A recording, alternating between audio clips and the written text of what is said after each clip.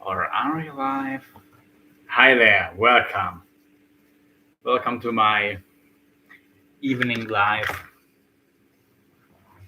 And I'll be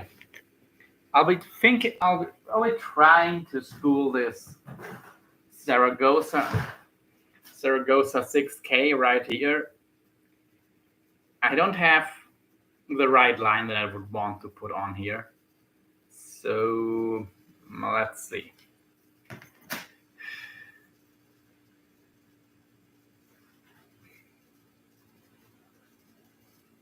Hi there, John.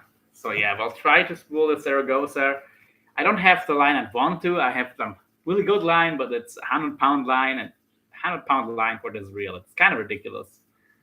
Doing all right, but yeah.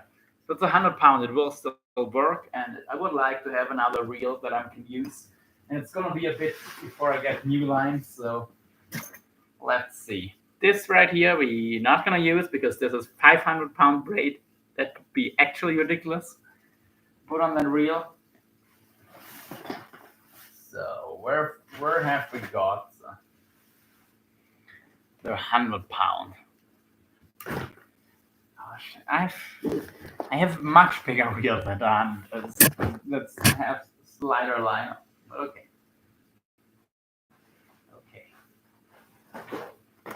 And we're also gonna prepare for tomorrow. Hopefully, it's not gonna take forever because I need to sleep at one point, and I do need to get up early tomorrow. Yeah. Let's see. Hi there, Dalton. Woo! Yep. This might actually be longer than my girls now.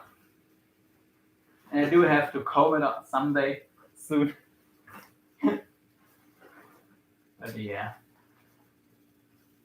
And actually, I don't know. It doesn't matter for now. I wanted to put some coating on this reel. Here we have some 130 pound, but I don't want to spool this reel with 130 pound. Yeah, I'll see if we can find the line to spool this reel. If not, we're just gonna start packing and probably I'll find the line.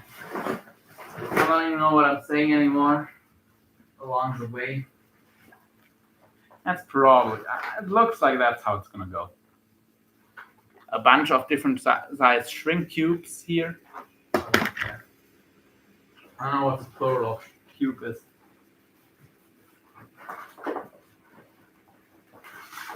Maybe just shrink cube in different sizes. Hey there, Grace. Not too much.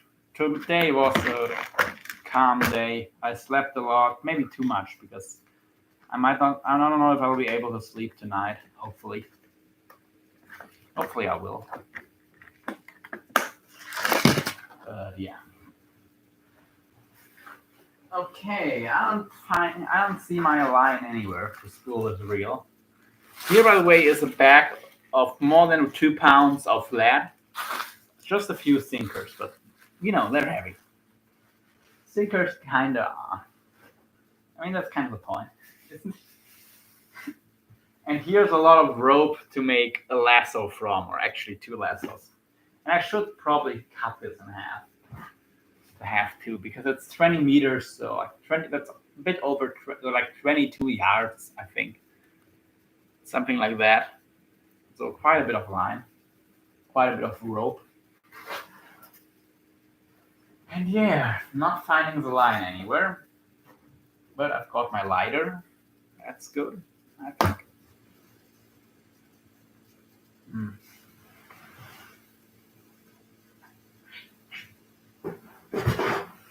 And if you guys want to see a little bluegill hook, try this one. I mean, I have bigger hooks, but this is the biggest one I have with me right now. Good old 16-0 circle hook. Good for shark fishing. I don't think they're good for caiman. I don't know. I would have to talk to some locals. Yeah, I know. It is a nice bluegill hook, isn't it? Hi there, Crazy. How are you? Good to have you here. I don't think you've been in here before, have you? I mean, I think I've been on your live, and I've definitely seen you in some other live streams.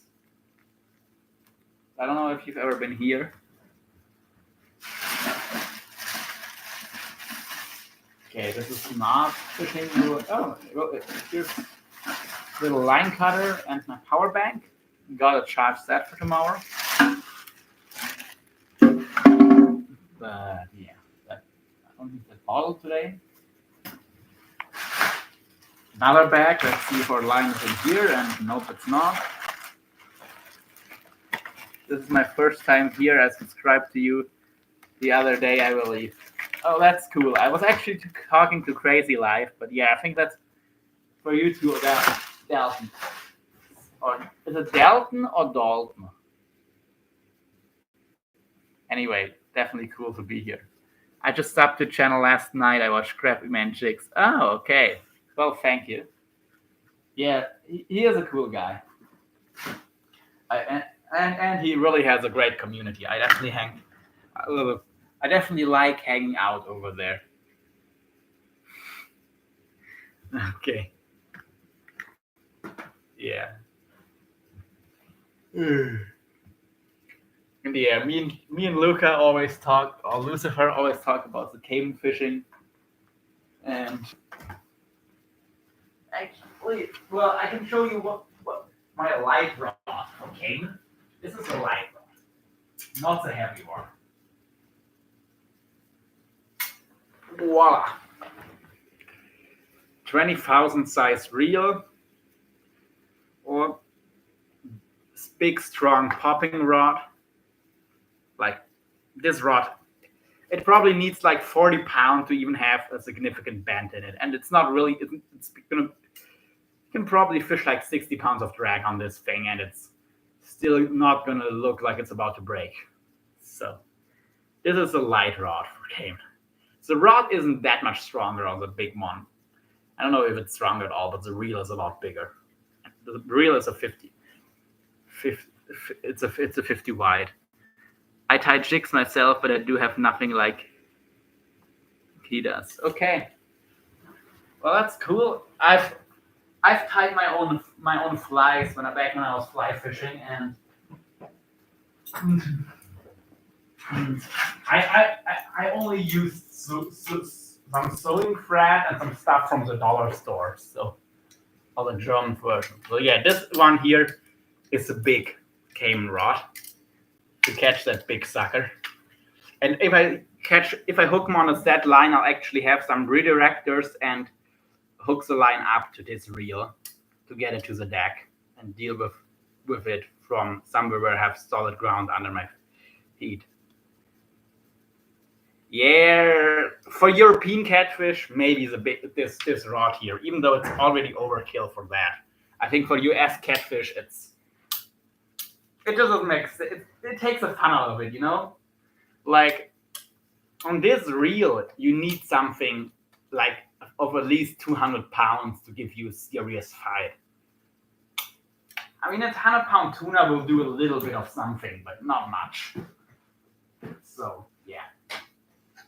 This is something like fish like above 200 pounds really are going to be fun on a setup like this. Or if you have to pull like a eel of 2 meter plus, so like a 7-8 foot conger eel or moray out of the rocks, this setup makes sense. But for the regular gear, yeah, exactly, it is great. So for your regular fish, it's including the biggest catfish in the US. It's just overkill. You're basically going to make it could surf over the surface. Like even a 2 meter European catfish, like a 7 foot European catfish, not going to do crap on this setup. I'm just going to be reeling it in. Literally just reeling. I don't have to use the rod at all. So it is good for caiman and good for sharks and good for tuna. For marlin and stuff too, even though there I might actually go a little bit heavier for shark fishing as well. But yeah, for everything here, it is overkill. Let's be real. Anyway, I'm not finding the line to spool the Saragosa right now, so I'm gonna find it eventually. But I'll get to getting my gear ready for now. And I'll also do the filleting and cooking and eating properly of the Traíra alive. So that'll be cool. Before I get everything all over the place, I would use that rod for stir fishing the ocean. Crazy life. Did you get anything from Crappy Man Jigs? Yeah, I do need some unbiased reports of how his stuff is. I mean, I know it's good stuff, but like, if you actually fish it, that would be pretty cool to hear. Because I mean, I do have an address in the US where I can send stuff to. So for me, it's not really an issue if the international shipping. Okay, here's some shrink tubing that I use to coat my own cable, and like other leaders, you can coat with it as well. I did order some OG 2.0 and some jig hat. Gosh, I cannot talk right now. Jig hats for them. Okay, this is some really thin shrink tube. This stuff is a lot. Okay, this is 3.2 millimeter with adhesive lining, I think. Unless this stuff is even heavier. Nope, it's not. Okay, this is the adhesive lined one. This is the non-adhesive lined one. Meaning this one is waterproof when you shrink it over something, but it's also thicker. It's gonna make it more stiff. So it has its pros and cons. How much of the cable do you add shrink tube to? For my shark leaders, the entire thing. If I just wanna cover the connection, just enough to cover the connection. That's simple. For shark fishing, you want to have the less exposed metal you have in the water, the better. That's the entire thing for sharks. So yeah, but for the coating, I would use this thinner stuff probably. Maybe for my rubbing leader, I would do the thicker stuff. But for the bite leader, I would go with thin coating. And yeah, the entire shark rig for sure. And I'm just gonna go over this stuff here real quick to see if any of it, if I want to use any of it tomorrow. Okay, here we have our 8 kilo titanium wire. I'm gonna keep that one. I've never fished for shark. I've only fished saltwater a handful of times. To be fair, all sharks I've actually caught so far were an accident. Some really cool jigging hooks, but I have enough hooks, single hooks this size that I can use that are not as good for saltwater. So these, I'm not going to use these now. Some 14-0 circle hooks, really nice stuff.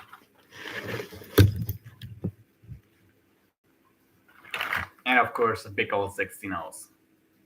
They're really good.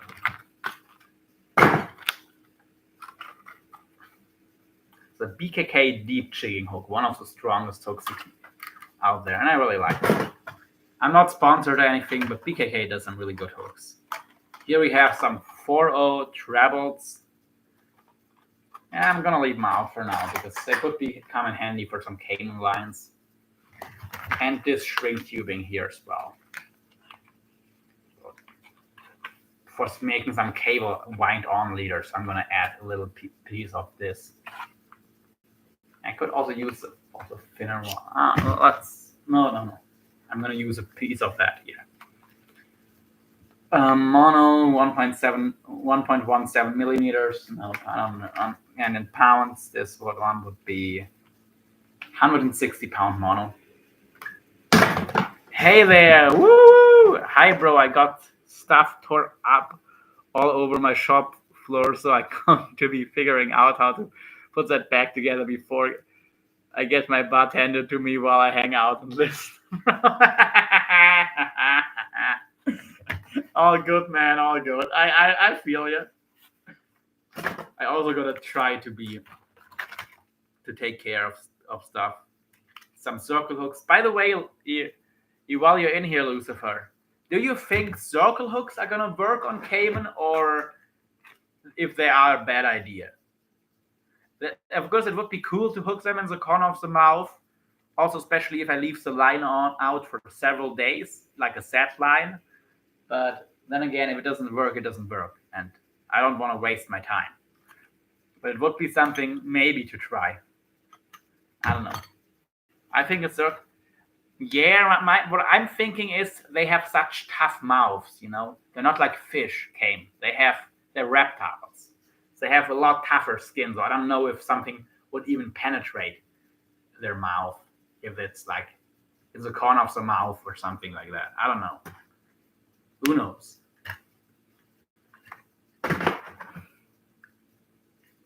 So, yeah. Here's some tenos, but I already have some tenos somewhere else. And I think a 14-0 circle hook would be big enough, honestly. Like, yeah, I do think. Okay, those trebles for now, I think I don't need them. We use treble hooks, so I wouldn't know. My brother said, "Don't use a circle hook. You won't get penetration. They'll just spit it out." That's what I'm thinking, because it has to pull in the corner of the mouth, and then it needs to pull. Then there needs to be pull to drive it in. So either pull by me pulling on the line, or pull by the caiman swimming away. But they could also just notice it and spit it out. With fish, it's usually not a problem, but yeah. I mean, maybe if I set a bunch of lines, maybe I'll try it. Honestly, no, I want to catch one first, I think. But yeah, I don't know. I'll leave these out. I'm going to not use the 8-0s because there's nothing here for that, for which it would make sense. And do you think if they spit the bait, some smaller shrevels would make sense? Like something like this? This treble hook still holds easily 100 pounds. Yeah, like this treble hook. This is really strong. These are really strong. Easily 100 pounds. But it's not a very big hook. I don't know if that maybe would be a good idea to try to hook them. But yeah. It holds some of the best trout streams in America. I've read articles in big named fishing magazines. Crazy. Did you see how blue catfish tolerate saltwater and are in Chesapeake Bay? Crazy life. I go trout fishing in that area of Virginia where you're at. Throat hook looks like all J hooks on swamp people. Yeah. And I've never seen one hooked in the corner of the mouth. That's a size we use for 5-foot gators, so that might work. Okay. I'll see. Like, it's definitely not gonna bend. That's not an issue. It just needs to grip properly. And yeah. Like I said, this thing help. These are not normal treble hooks. I don't know how well it comes through on the camera, but they're crazy wire and the crazy heavy wire, and also I tested the size number 6, and that took 55 pounds to straighten it out. It didn't move until 50 pounds. At 50 pounds, it started to bend a tiny bit, and it straightened at 55. So I know these are really strong hooks, and these are size 1.0. But the question is if it's gonna hook at all. But maybe I'll try one of these, just to make them less suspicious if they keep spitting my bait.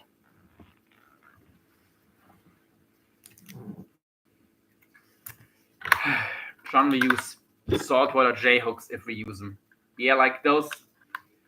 I do think for the caiman, all of my J hooks, including the saltwater ones, their tip is pointed a little bit in, and it would better to. Oh gosh, in the store I actually had them. I didn't think I needed them, but maybe I should have bought some of these J hooks where the point actually goes away from the shank. That would probably help for penetration if the hook gets swallowed, because in that case you'd want to gut hook them, probably, because I think it's the only way to hook them. It's a rainbow trout before they migrate to saltwater and then migrate back to freshwater to late. Yeah, that's steelhead then, right? Like from what I know, so seagoing rainbow trouts are called steelheads, but of course it's still a rainbow trout. And European trouts or brown trout do that as well, but then they're called sea trout when they're the seagoing variety. And at least in Europe, we have the same kind of migratory pattern to big lakes, and those would be called lake trout. But it's all the same fish, and they can mix with each other, and a population of sea trout can also create a brown trout population. If you ever are somewhere in Scotland and on a tiny island, in every stream there's brown trout. The reason they are there is because some sea trout swam up that river or that stream, that creek, whatever, laid their eggs, and a few of the trout didn't move back to the sea, but they stayed in freshwater and became brown trout. Because if they live in freshwater, at least for a few generations, they take on the typical brown trout shape and coloring instead of the silver, smaller head, seagoing sea trout. Those big browns in the lakes get big as hell. Yeah, they're basically going towards being depending on the size of the lake, they're more like lake trout and become more silver and look more like a salmon than a trout. And hi there, AJ. Woo!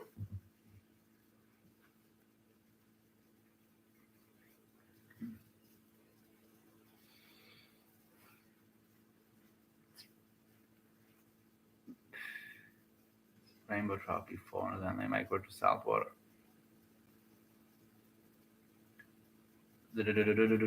Thank you. Thanks, AJ. And yeah. Oh, I'm gonna put this stuff right here back. And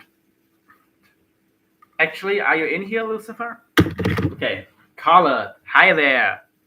Thanks for stopping by, man.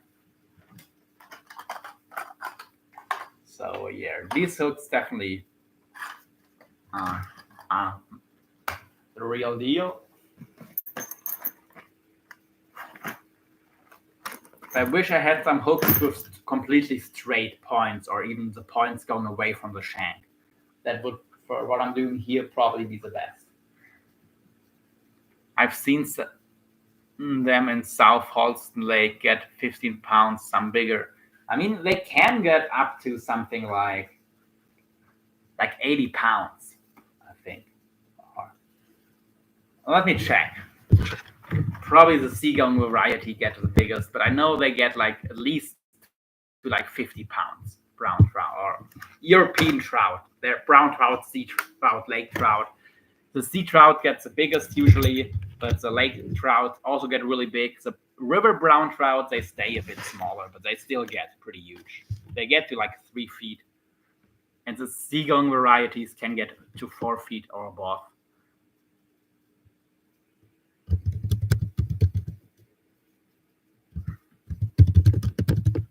Let's check.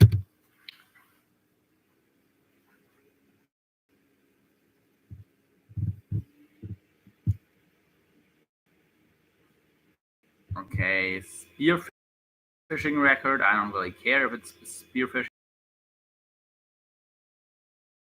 but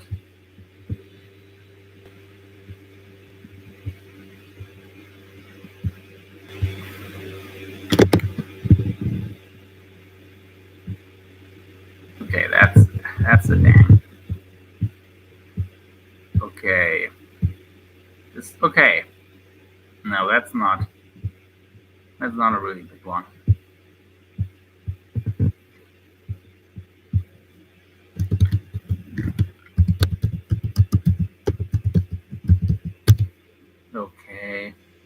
Okay, German record would be is 30 pounds, but I know they get bigger.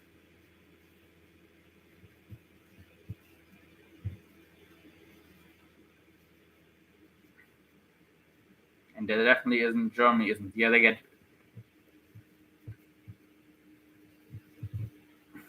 they found one that weighed 35 pounds. I don't know where the...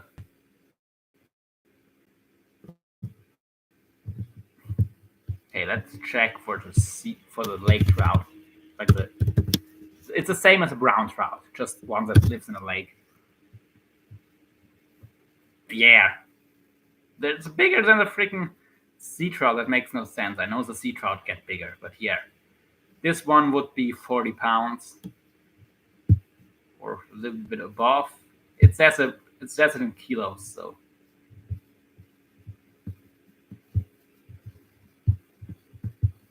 And of course, in the old days, they got way bigger. There's not too many of them left. But yeah, they definitely get to like 40, 50 pounds.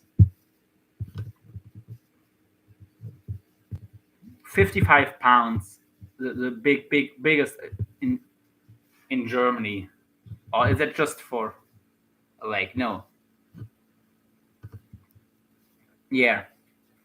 The biggest lake trout in Germany, which is a brown trout, just a lake living variety that swims upstream to spawn, was 55 pounds. They get pretty massive. That was a wild caught one. Rainbow is Oncorhynchus mucus. Steelhead is Mucus iridius. Mucus is from Kamchatka Peninsula, word for trout. Okay, interesting. I was taught it's the same species, so it is the same different subspecies, I guess. Oncorhynchus means hooked nose. After the breeding male's hooked nose, yeah. Then again, that's like the same for all. Oh, okay, actually, yeah. For the Pacific salmon, which includes the rainbows, the hook is on the upper jaw, while on the European trout and salmon, like Atlantic salmon and European trouts, it's on the lower jaw. That's, by the way, how you can always distinct, actually, at least know with the males. Like rainbows and steelheads are basically Pacific salmon, and in Europe you have your Atlantic salmon and your brown trout and sea trout, lake trout, which is also the same species, but you have your brown trout, you have your trout and your salmon are also like, there's the same genus. By the way, John, could you maybe find it out if it's actually a genetic difference between the steelhead and the rainbow trout? Because in Europe, we also used to call the lake trout, the brown trout, and the sea trout different subspecies. Salmon tota fario. Tota would be the sea trout. Fario would be the brown trout, and I forget the name for the lake trout, but they also had their own subspecies, but it was revoked because they found that genetically it's the same, and the differences between different populations of each type can be much bigger than the differences between the different types in the same river system. So the brown trout in the Rhine River system and the sea trout there and the lake trout are all closer related to each other than any of the other three types in a different river system. Hold on, I'm trying to post pictures of the 3 types of hooks we use. Awesome. I'll definitely check them out. Oh, and by the way, while I don't have crimps, this is a leader that I made for the Cayman. I just snelled the treble hook on here and put some shrink tubing over. Actually, I can do a better job with the shrink tubing. I couldn't shrink it because I forgot my lighter when I did it the first time. I'm a trout fishing junkie. Awesome. I mean, I do like trouts. I just never had a lot of... I didn't have that many waters to fish them. So I never got too much into it.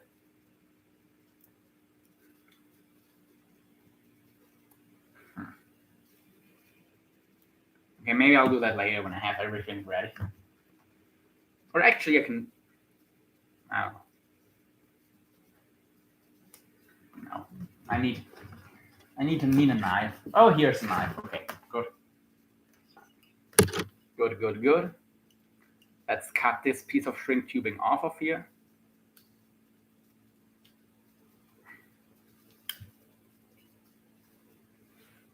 Hey there, Crack Attack. Okay, I'll check them out right now, Luca. And like those are for caiman or like gators or like for fishing. Okay, Lucifer IDI.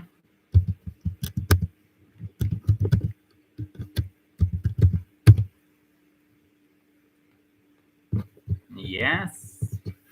Okay. Some of my girls new stuff so far. Okay, these are hooks. Those are the three hooks we use. We use the J hooks if we're using poles. Sometimes on smaller gators, the weighted hook is a snack hook. Those are the ones that we toss out and snacks it back and stuff like that. Sometimes we'll toss it out with a piece of chicken on it for the gator to grab and pull them in. The others, there's a type of treble hook we use. Okay, I'm seeing the first one with some tubing over it. I don't know if that's weight or that's the weighted treble. Okay, this is a J hook. That's standard saltwater J hook. Long shank. Okay, that's the weighted one. Gotcha. I have built a quadruple hook with that's weighted before. So the one, I guess that's shrink tubing over that first treble hook. Okay, it's just the points do go a little bit away from the hook, but it doesn't look very thick gauge. So maybe I actually should buy one of the cheaper hooks over here.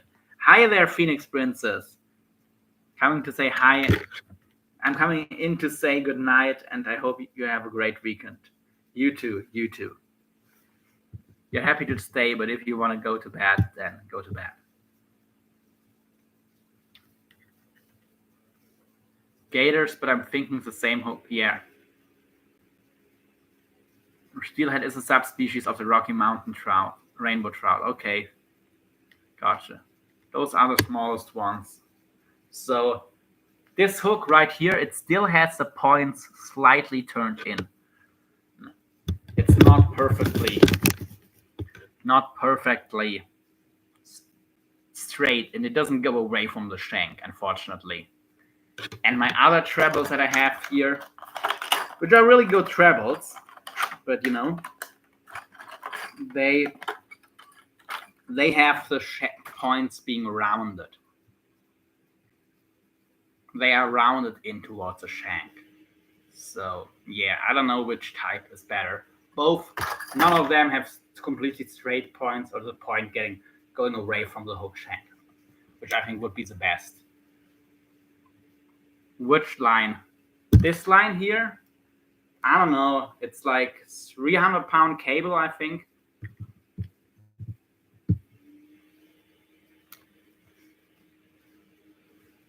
But I also have some 800-pound braid. I also have lighter line, of course. But yeah. And here on my biggest rod, I actually have it's spooled with 200-pound mainline, but the 200-pound has somewhere in the 300s, and I do have 300 pounds that holds something like 500 pounds, and the first 10 yards or something like the first 30 feet are doubled up line. So like splice back into itself. So it's actually like 1,000-pound line. That's a cable you're going to need to hold the bad boy. Yeah, at least pull it out with a bit with pliers if you can. I've had to do it. Okay, I don't know if I'll need help because these hooks, they probably need something over 100 pounds of force to bend. So it's not going to be easy. But yeah, I'll try. Brooks 2 just got to make sure there's not as much abrasion from the teeth or rocks. Yeah, we don't really have rocks where I'm fishing, just the teeth and the back of the animal. And yeah, like this is one of the leaders I made. I probably should make the cable section longer, right? But yeah, this is like how much cable? It's 6 feet of cable and a snelled on treble hook, and the cable is spliced into some 800-pound braid, so you can, because I didn't have proper crimps, I did have crimps, but I didn't have my crimping pliers, and I will get some, but not. It's gonna be a few more days before I can get crimping pliers, so I had to do a connection like this.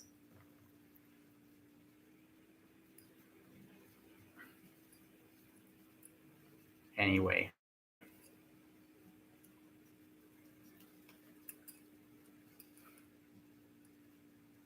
Crazy life. I do too. I want to fish for halibut, peacock bass, snakehead, and a whole bunch of other species. Law, I feel you. Don't know if they roll like gator, but rolling can break braids too. Yeah, probably. I mean, all crocodilians roll, I think.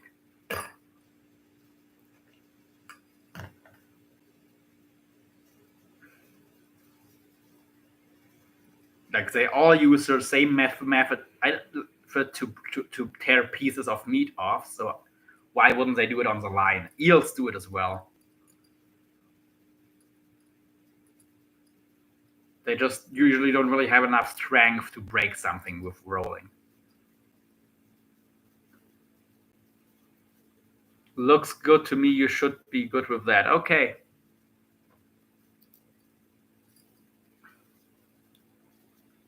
Nice. Yep. Maybe I should make the lead next. At least if I use them for set lines, I'm gonna make probably the leader a bit longer. My dream is Lake Champlain and Lake St. Clair, because they there consider renewed smallmouth. Because they there considered renowned smallmouth fisheries. Okay, now I got it.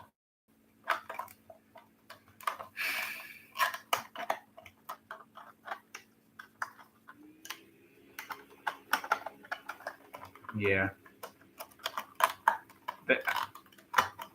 And I will probably get to go to try to get some heavier cable. I mean, this is like 1.5 millimeter inside. It's coded to be like 2 millimeters, but yeah, it's the inside. The cable is only 1.5 millimeters, so 300 pound. I would like some 500 pound 2 millimeter cable, and then use a good bit of it, and maybe then use this thinner cable for the rest. Like to have a 2-section cable, to have some thinner cable for your normal line and some heavier cable for the leader or something. Or just do all heavier cable. I don't know. It looks a lot like the leaders we use. That's good, I think. But yeah. Snelled on hook with a no knot snell. It's not knotted or anything. And yeah, then here we have the spliced loop. And I could just loop this end here around the tree 2 times, feed the hook through the loop, and then it would be fixed on there. That could be a set line. It's not very long, but it would work. And then the cable couldn't roll up in it because it would be stuck. That would also have its advantages. Yeah, I should have bought it when I was at the store, but they only had 6 times 7. So I think with a rope core, with a plastic core, and it was galvanized cable, not stainless. But yeah, I'll just buy it on the next chance I get. Hi, Fat Cat. How's it going?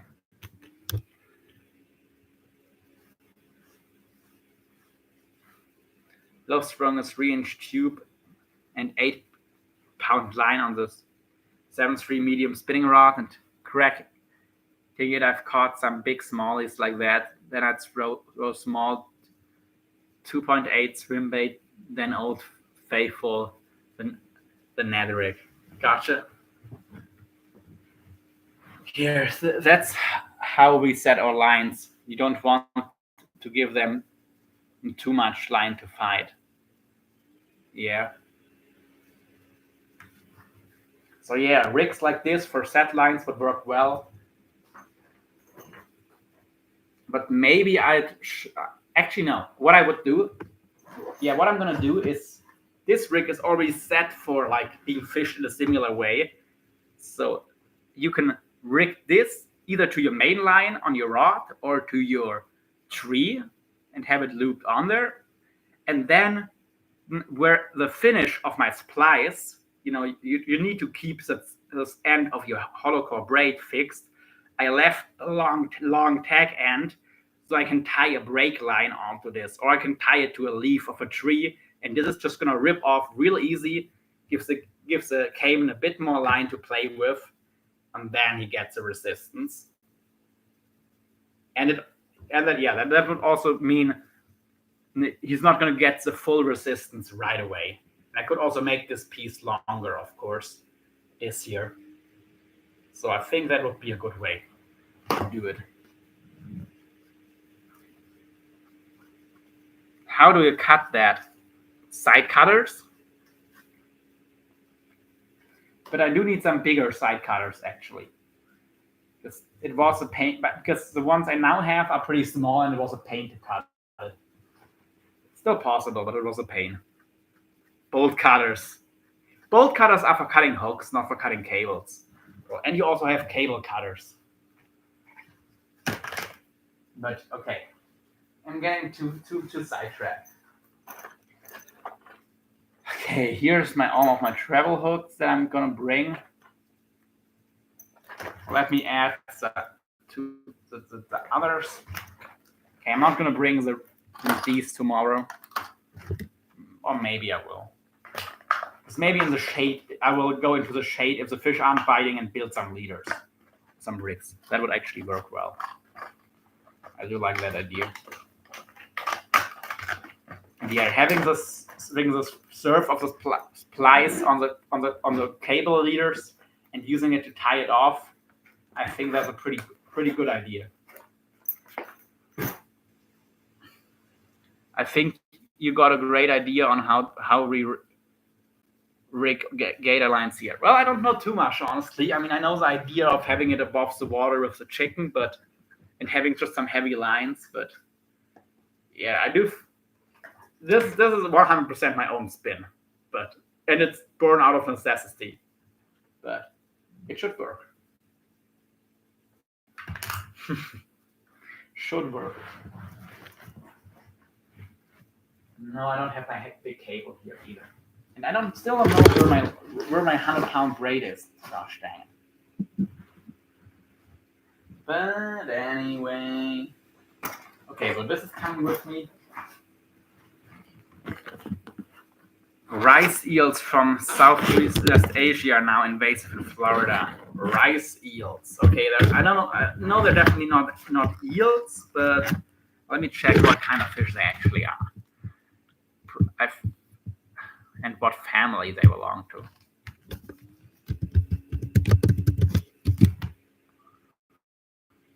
Rice eel, Asian swamp eel. What's their name? Monopterus albus. Yeah, definitely not an ungulate species, and everything in the family of the Synbranchidae.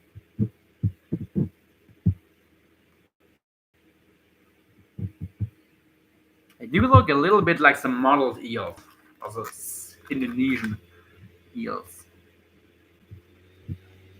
Okay, the order.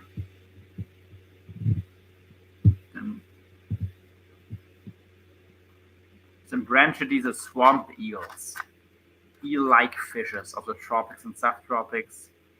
Most species typically live in marshes, ponds, and dams, sometimes burying themselves in mud. Often called swamp eels. Yeah, interesting stuff. Do you know how close they're related to actual like ungulate eels, John? I know you do that kind of thing. Food fish, live bait, and pet trade released on purpose. Yeah, I mean I'm sure they make good bait, and at least it's not going to be damaging the freshwater eats. Oh, by the way, people, I got something really cool to show you. Are you all paying attention? This float, it's full of holes. Oh, yeah, now it's coming through. This was a caiman. I used this tied with some string. I wasn't 100% sure if a caiman took that bait, but yes. I used a chicken bait leg as bait, and the caiman bit holes all over this float that I had rigged like a foot away from the bait. This was like a foot away from the bait and got holes all over. I think that was the 6 to 7 foot long caiman that I saw, and it got holes all over. I'm not going to use this again. I want to keep it as a souvenir. These are the marks of the caiman teeth, so it definitely worked. Maybe after giving the spot a couple days rest, I'll try there again. And clearly he wanted some white and pink. Yeah. And I actually heard a big sound when as well when he ate my chicken leg. But yeah, I'm looking forward to the spring for the pre-spawn and spawn. I'm gonna have to stock up on flukes and lizards and stock up on my drop shot gear as well. Nice. Same as snakehead, peacock bass were released as former pets and 2 big fishermen to stock, and pet rate accidental release like Hurricane Andrew destruction. Yeah. And yeah, that came sure was into it. But no, it didn't swallow it. It should have swallowed. If anyone listen, don't spit, swallow. Especially if you're cane. But yeah.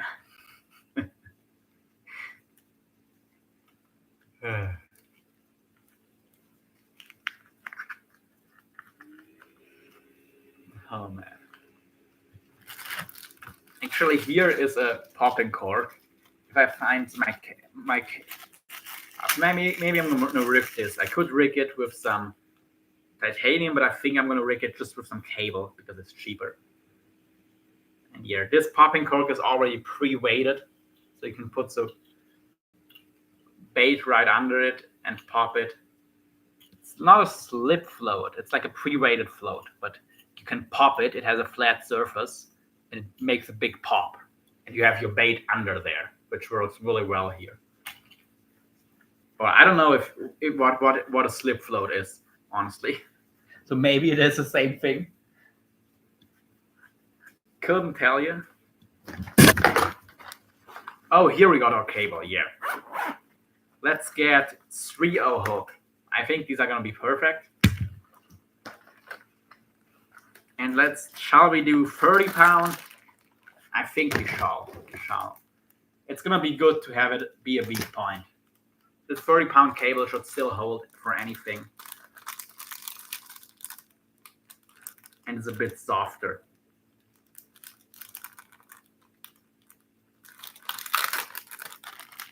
The gators will play with stuff too occasionally then when curious. Yeah, but he also ate my chicken legs. So I don't think it was just curiosity. Lol. Who knows?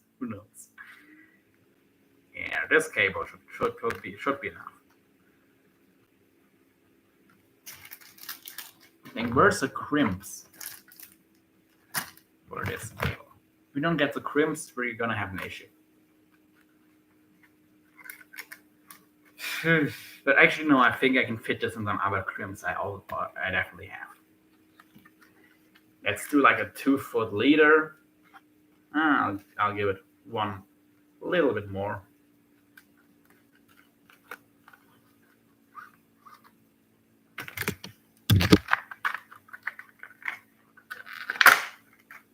Let's try just these pliers here. Okay, they didn't cut through properly. Good thing is with the 7 strand, you can still kink it through if you're patient.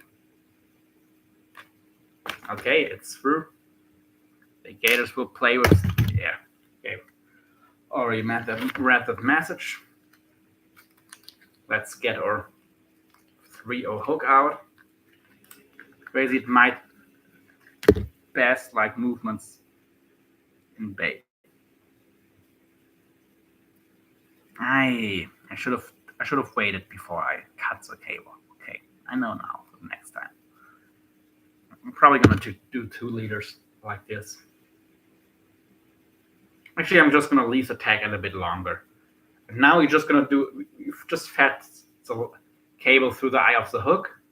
Gonna pinch the end, do our wraps for our no knot back to the hook shank. At least 5. This is like 7 or 8 already.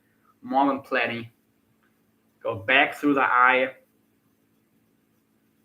And honestly, on 7 strand cable, this usually doesn't move by itself, so you can leave it like this. This is gonna work. This is gonna catch fish. It will kill. I love you if you get that reference. But yeah.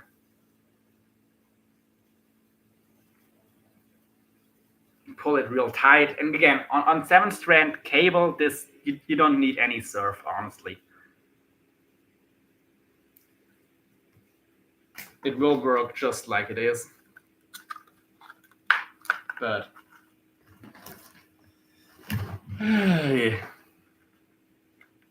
I love the Fortune Fire guy. Yeah.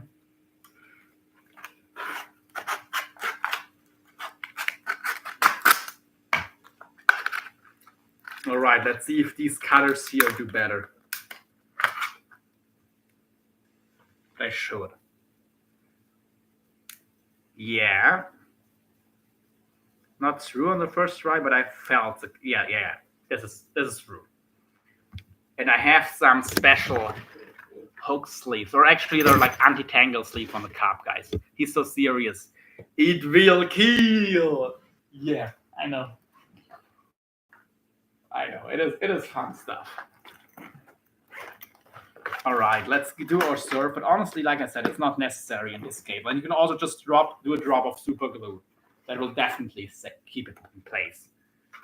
And here we have our little protector with a tapered end. Actually, this eye is too big for my taste. Like the opening. The hole is too big. I like it tighter. Anyway, worse. I know we've got more. Dang, this one is already empty.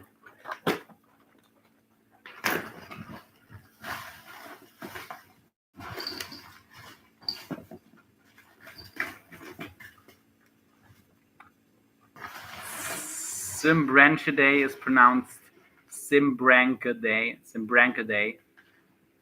A is now E. Okay. Actually, I think it's all the same size.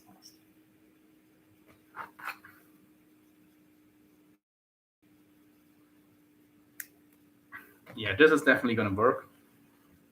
Okay, here's my hook. Like I said, you don't need to do this if you're using 7 strand cable. Even on titanium, you don't necessarily need to do it, but it's good for peace of mind. You know it's not going to come undone. And just push that silicone thing over the hook. It's already over the eye, but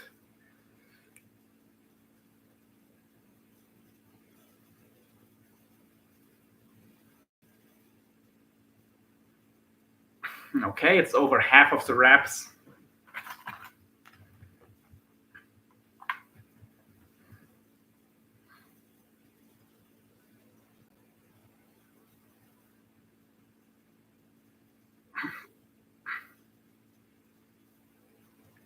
Over most of the wraps now, so you see it doesn't take forever.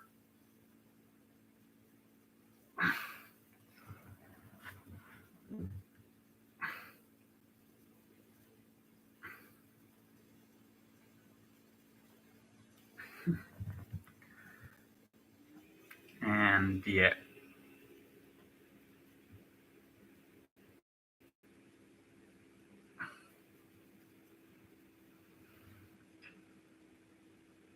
All right. This should work. This should be fine now.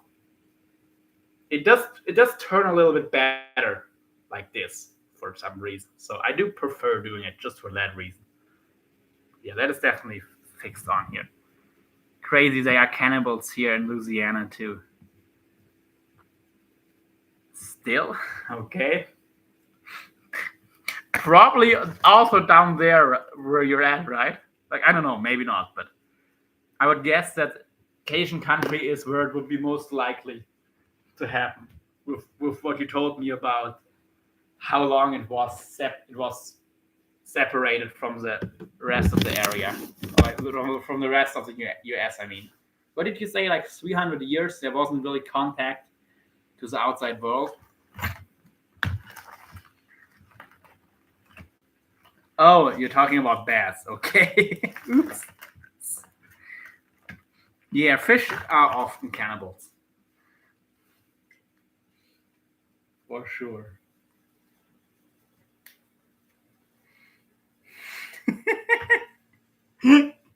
Okay. I'm sorry if I offended anyone. Didn't mean to, didn't mean to.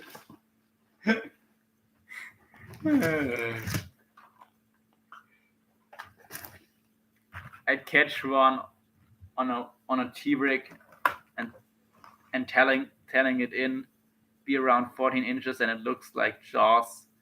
Then boom, 5 pounder and held it. Yep, nice. I mean, most fish are cannibals, honestly.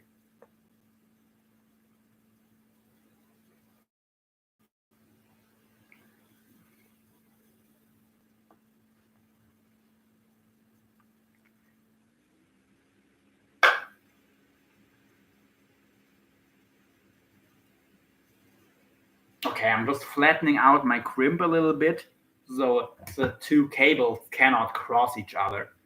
Not offended. Me and my brother are dying laughing. Read my previous message. Crazy, they are cannibals in Louisiana too. Bass. Law Logan. It will catch is what we are going for. It will kill. It will catch is what we are going for. Yeah, that's perfect, Luca. Lolo and crazy, they are cannibals in here in Louisiana too. But I did. Oh, it said the top chat. That's why I couldn't find the message. Your message was really okay. It wasn't a part of the US until the US bought it. But yeah, there are places out there where there ain't been in contact for a while. I wouldn't be surprised about them people being cannibals. Okay, I could. Dang, the dang top chat stuff. It always sets itself to top chat automatically. Okay, gotcha. Now I found your comment. Okay, and let's see if I can find some message about the bass being cannibals. It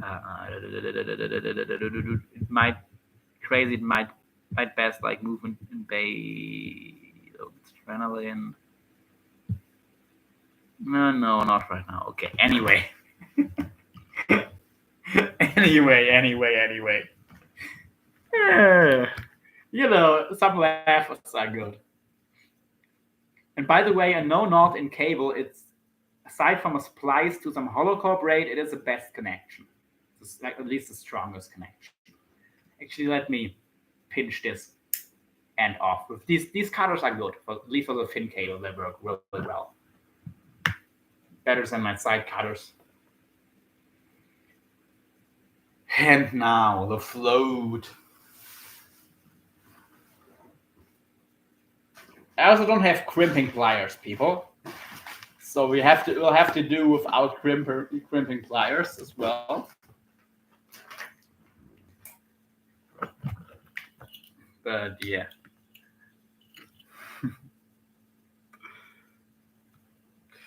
I'm gonna do an offshore loop just in the cable, just because because I'm not properly crimping the cable in case it slips, you know.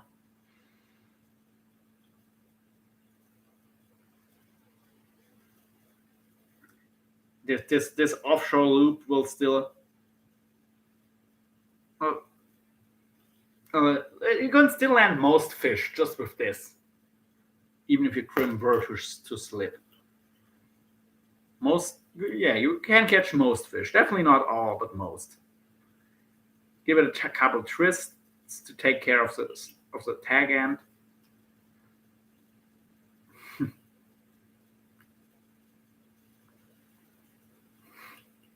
And hi there, we got some more people in here. Very nice. Very nice indeed. Let's feed this. Please tell me I can get it. Damn.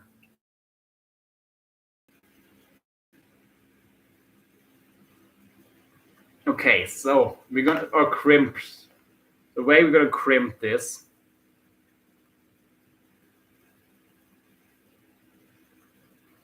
is we have these pliers. My brother said, "Heck, if it gets hungry enough, it eats someone." Yeah. That's good stuff.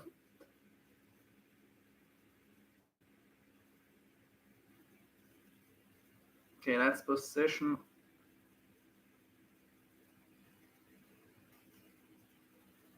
Okay, this right here, it should be enough, honestly. Maybe for this 30-pound, it actually is enough.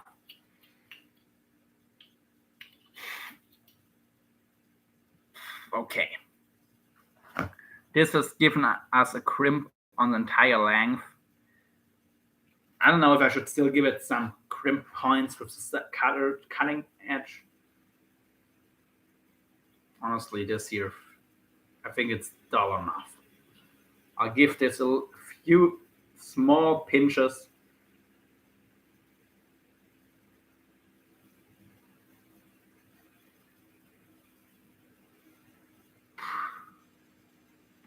Okay, this will definitely not slip. Even though, I don't know, I don't think these edges will be enough to really damage the cable. All right. Cannibalism, what did I walk into? A hi there, Lou. Hi there. Good to have you. And now this is the final break. So this popping cork you can attach to your swivel or your main line or whatever and make it pop, pop, pop. And you have your cable leader here that will resist any teeth. Just this cable here kinks really easily. So I might upgrade to titanium if I get too annoyed by it. We'll see. Because titanium basically never kinks. That's the advantage. Crazy Cajun conversation. That even rhymes, and yet, basically. So they were talking about bass being cannibals. I read Lucifer wrote they are cannibals here in Louisiana too, and I read it as there are cannibals here in Louisiana too, and that's how the whole cannibal conversation started. That's wrong. Yeah, it would have been way funnier if you came in 5 minutes earlier. But I think I basically explained what the deal was. Anyway.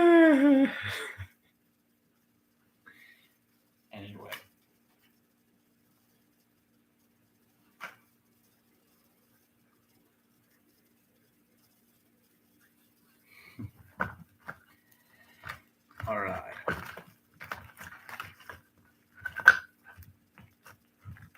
Oh yeah, here we got a cable leader with a good old circle hook. Yeah, now my brother's contemplating rest. He wants to cook up some long pig now. All right. Let me know if he finds a good recipe. No. But probably any pork recipe would work from what I've heard. Like people say either that we're cannibals that human either tastes like pork or like real. Either one of those, real or pork, is the two. So you would definitely make some human schnitzel, and probably nobody would notice, which is pretty weird. some long pig schnitzel. I'm gonna call you meat long pig because I think it's funny and it's also probably better for YouTube stuff. Calling it some long pig or long pork. Long pork, yeah. It's long pork. I swear he might be my twin, but he ain't my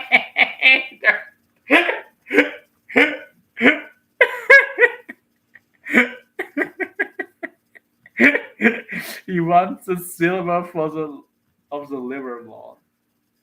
Not exactly sure what that means.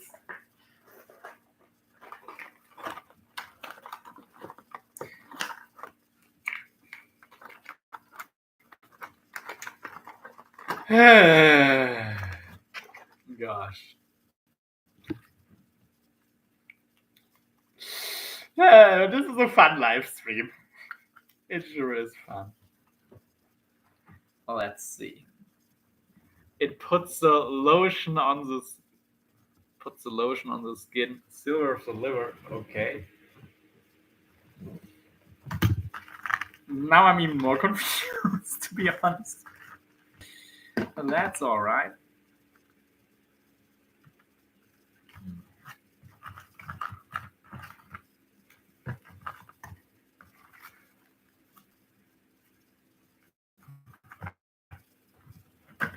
Anyway.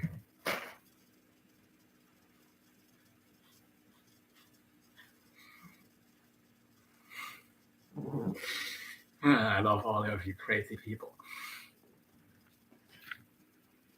And yeah, this is definitely, you could also do a shorter, but I think this length here is good. Because, with the pop, your bait is going to be pulled close to the surface and then slowly it sinks down, and that's usually when you get the hits.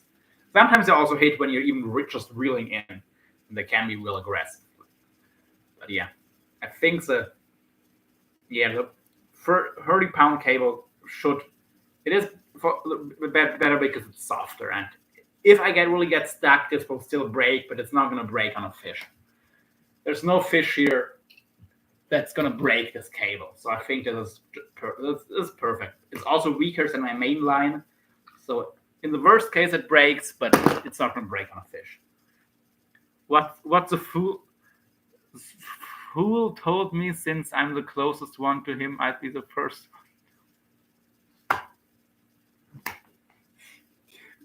He does know that you're a butcher, right? That you've processed God knows how many animals.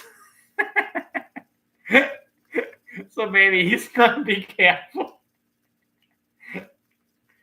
Oh, gosh, I love you. I love this chat. It's awesome. Awesome stuff. Oh, by the way, Luke. Here's my rig. Oh, Lucifer, here's my rig. But I don't want to untangle it all, so I'm going to probably have to show it on a different day. But this is my non-tangle cast out rig. So this is some hollow core braid. So here we start. Here we have a swivel, and on this swivel we're going to attach a brake line or like a weak point, like some heavy mono, to a cable leader, or just directly attach a cable leader. Or if you want to attach a braid leader, also works. But for the braid leader, you have to put some amount of some stiff line, so some mono or some cable or some titanium on here to another swivel and your leader. And to here we have our swivel, of course, and to the swivel connected we have our hollow core braid spliced and our mono tied on here, a shock bead and a swivel. That swivel is free running on the whole system. Here it goes. Yeah, both of you. Gotcha. And then here we have our braid and mono wrapped around some mono here until we get to here. Where's the beginning? Here, actually. No. Where is the dang thing?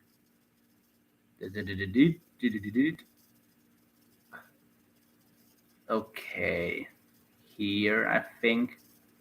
No, not yet.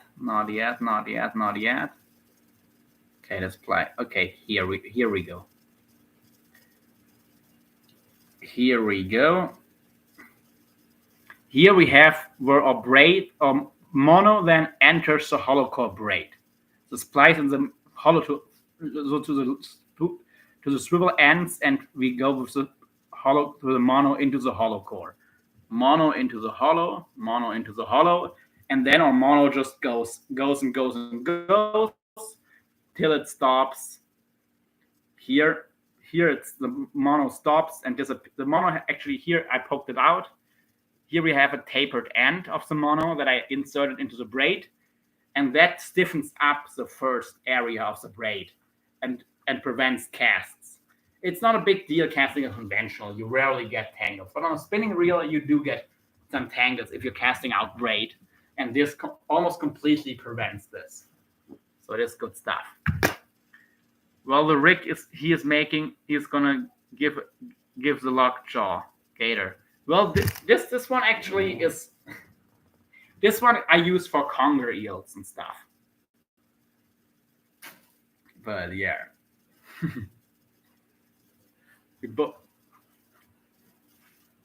And yeah, but conger eels can also lock their jaw. You don't want to be bitten by one. I've been bitten by one this size, and it was one of the most painful things I've ever experienced. Like, they have crushing jaws.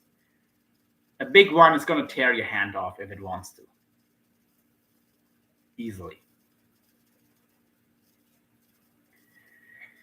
So, be careful, people. Oh, and here we have our last piece of 200-pound cable. This is 7 strand. I definitely prefer a much thicker. Honestly, if this is 200 pounds, then realistically the other cable I have is like 400 pounds. Because the 300-pound rating, that's like not the fishing rating. That's what they give the cable for, like, construction. And there it's also always rated lower than it actually holds, It definitely is an improvement on our rigging. Yeah,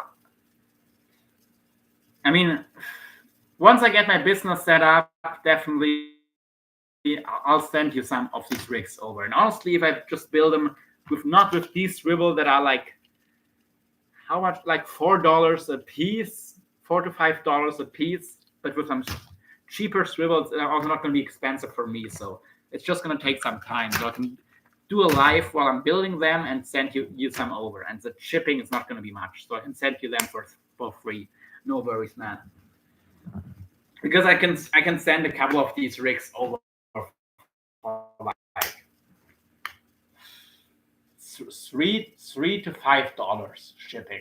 So it's not going to be a big deal. Yeah, I'm going to do that. And you just have to tell me if you want a loop on the end to do a loop-to-loop connection to your main line, or if you want to give you a tag end to splice it into your main line. It only works to splice, of course, if you have hollow core main line. But you also insert that rig, your main line into the hollow core, and then do a surf on there. That would also work. Many options. You just have to let me know. That definitely will also stop stress from an animal rolling too. Sure, it definitely will help. I mean, this is 300-pound hollow core, and that hollow core in reality holds something like 500 pounds, 500 to 600 pounds real breaking strength. And this mono here, it's just to stiffen things up. I think this is like 150 to 200-pound mono, but it really doesn't matter. The braid is what holds.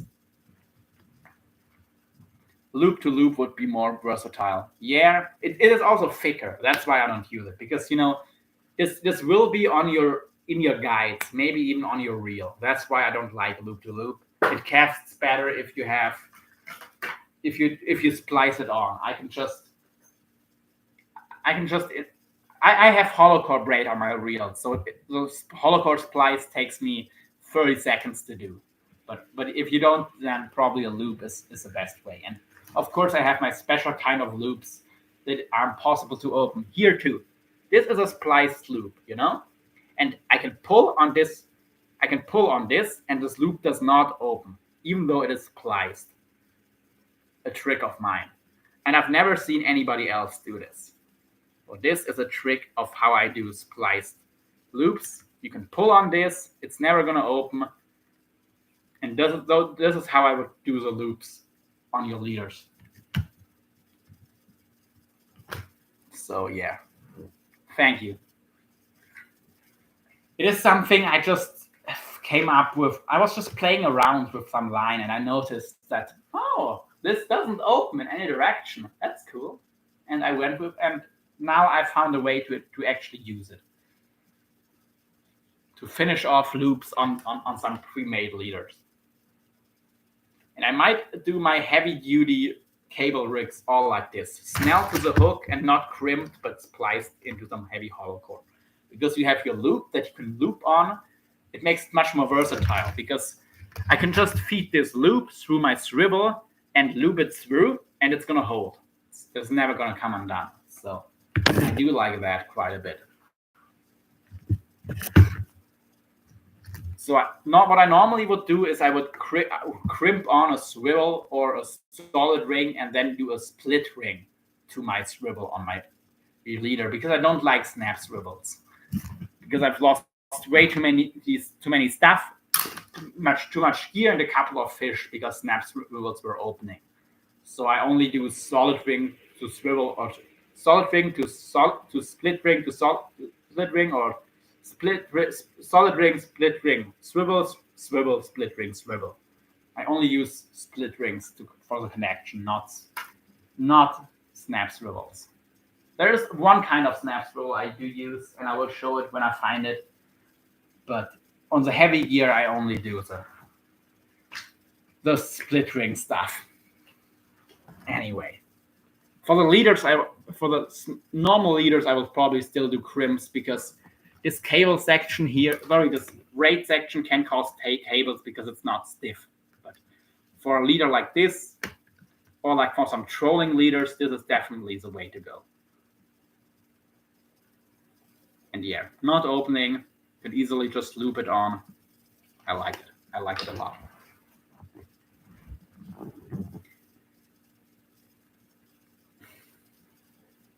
And here's some doubled 500 pounds that I'm probably not going to use as leader, but I might use it to give some length to a line, or I could use it for bridling.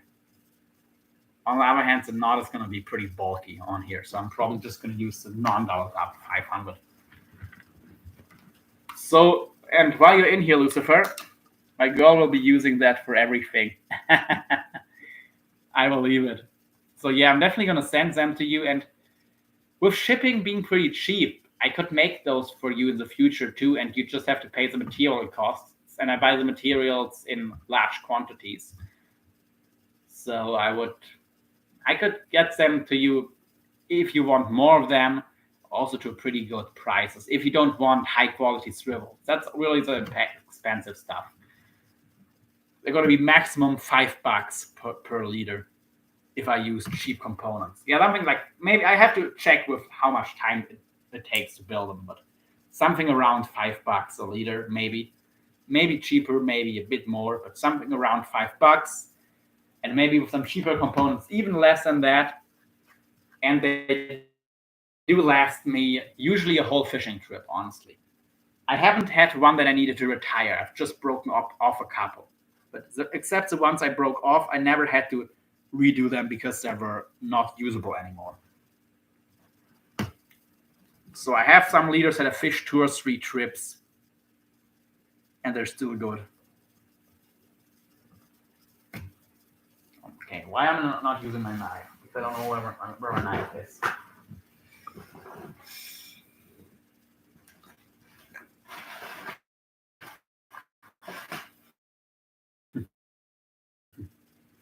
Snap swivels have cost me a lot of money in last year. Yeah, that's not bad, but you need money for your time. I know, but I'll figure it out. Like, my idea is I'm getting some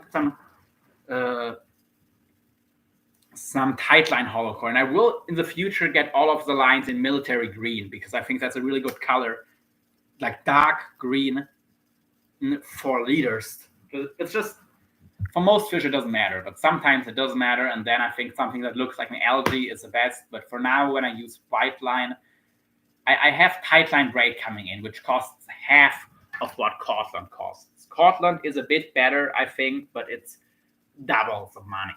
So it's 40 cents a yard. So if I use five yards of the line, let's say, to make your leader, that is what, like $2. That's $2. If it's only $1, then I can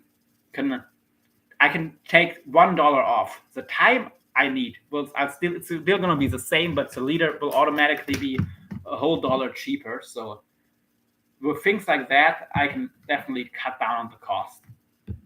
And yeah, crazy. I'm not sure of what knot you're talking about, but a wrapped knot works. Luca, you know if Turner's going live tonight? You ever heard of perfection knot? Yes, I do, but it's honestly not that strong. But it is a decent knot. Let me see if I can still make a perfection loop right now. I'm not going to do it blind. I'm going to try the first one with my eyes still working. Okay, it would be right. Wait a minute. It's like this, and then like this. Was it like this? Was this? No, this wasn't the perfection loop. I do know it was a perfection loop. I haven't done it in a while because I've never had really need for it. Or was it with the tack end?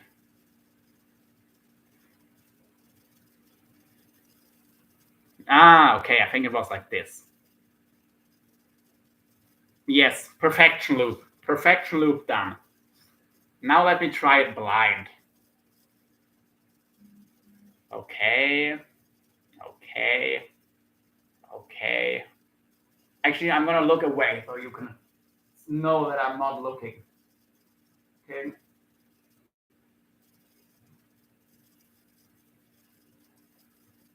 All right. Perfection loop, right?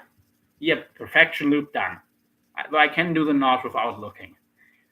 So yeah, this is a perfection loop. It is a good loop, but it's not the strongest. It's still a knot.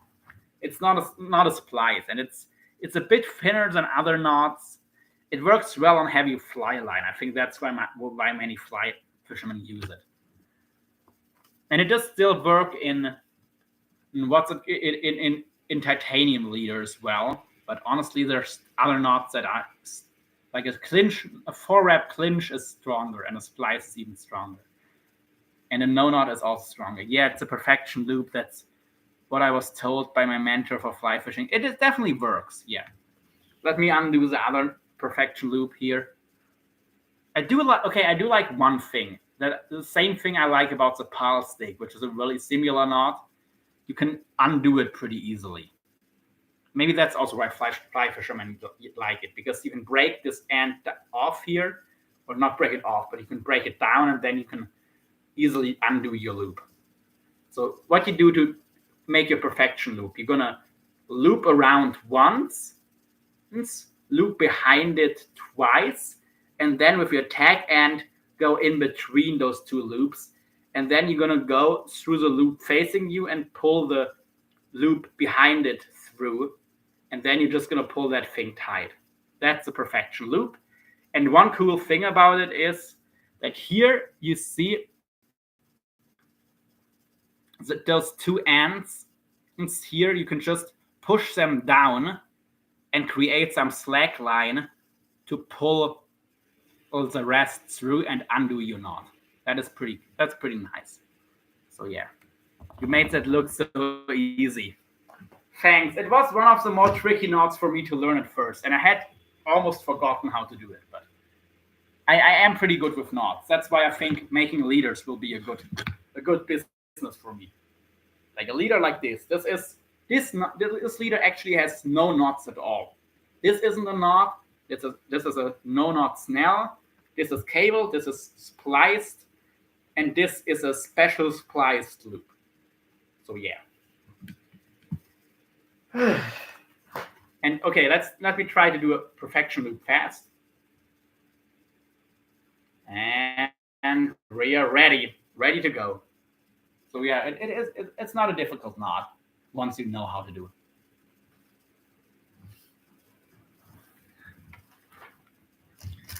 And then I don't know way too many knots. More than anyone would ever need. And anyway, Lucifer, are you still in here? Knots can be a weakness on lines with heavier game. Yeah, for sure. That's why I like splices and no-knot connections. Which is kind of sad because I know so many cool knots.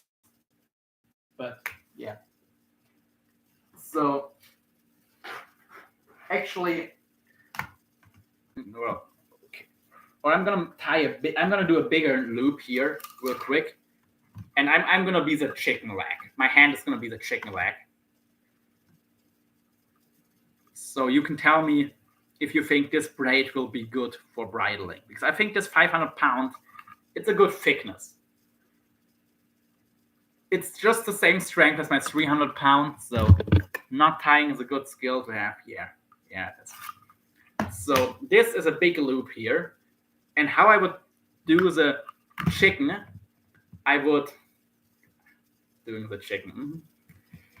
Actually, on the chicken, I would maybe first attach it to my hook, but you can just hook it through. It doesn't matter. Then I would put it around the chicken leg like this. Put it over the same hook, or the same point of the treble hook in this case, if it's a treble. Then just twist your hook. This works better on single hooks, but it still works, you know. You twist to take up slack. Okay, on this cable leader, it makes it kind of annoying, kind of a pain in the butt.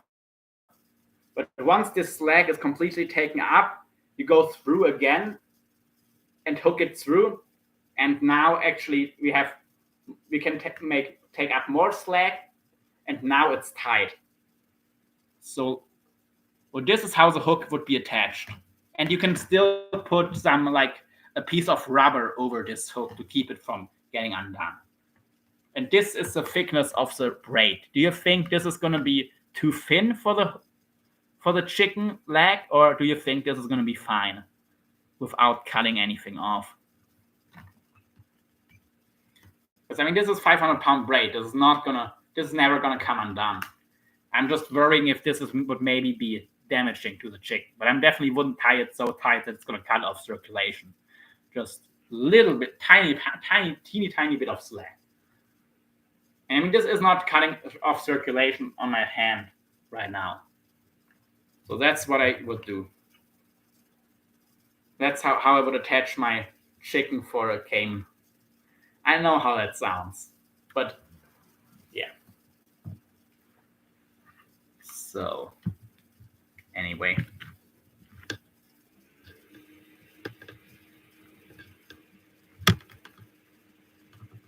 Okay, I'm gonna get my hand off here again. And I can still do it again if you want to see again. And I will tomorrow when I'm with you guys, I will ask if they can help me too. It looks like the same line and how my girl hatched it. She didn't want the chicken to scratch around and all the hook. You mean to not be able to remove the hook, or what do you mean?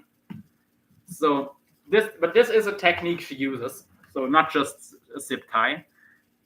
She also didn't want the chicken to hook itself either, though I think that's how she did. Gotcha, yeah, because on a zip tie, you could do it tight enough, but then it would cut off circulation. But like this, you could do it just barely enough that it doesn't wiggle around. So probably that's what I'm going to do. I could also use 800-pound braid. I do have my leader here. You think this wider braid, it is a lot thicker than 800. It's more than double the size. You think this 800 is better for not cutting into the chicken, or it doesn't matter? To not cut off circulation, I mean. And actually, I'm going to do one that I'm actually going to use right now. If I can find my needle. Dull the hook. Okay, dull the hook. But I want to hook the chicken. Oh, you mean the one point that's going to go in the chicken? Or going to be right? Honestly, I think the other point would be easier to hook it. But Oh, you mean the scratching would dull the hook? Yeah, now I got it. Use a zip tie on a duck because the duck wouldn't leave the hook alone when she had it bridled. I had to ask her about it. Oh, okay, gotcha. Not sure how it makes a difference, but okay. Maybe it did. But then I'll just make sure to get both. I'll just make sure to have zip ties and some braid loops. And yeah, I can try the thicker 800 pound and the thinner 5. I'm not sure she had the chicken best interest at heart when she did this, so I really don't know. Yeah. I mean, I do care about the chicken not suffering. Of course it's gonna get eaten, but it doesn't have to suffer until then. So I'll see, but yeah, I think something like this would work.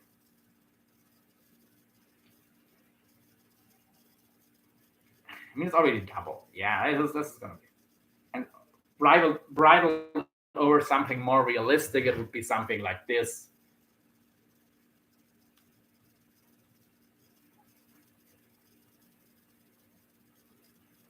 Bridled around my finger in this case. Let's not hook myself. Okay, I think this right here would be pretty much perfect. I mean, the hook can move around a little bit, but not a lot. And yeah, I think this is probably thick enough to not not cut too much into the chicken. Yeah, I think this would work. We'll see. And there's a good chance I'm actually not going to use a chicken, but a quail. Because I don't know if a chicken might be too big. I mean, probably for an 8-foot caiman, it's not going to be too big. I don't know if a quail or a chicken is better. Okay, see you later, alligator. I just got a notification that Crappy Man Shakes is live. So, yeah, probably a lot of people will hop over there now. But thanks for hanging out with me for a while.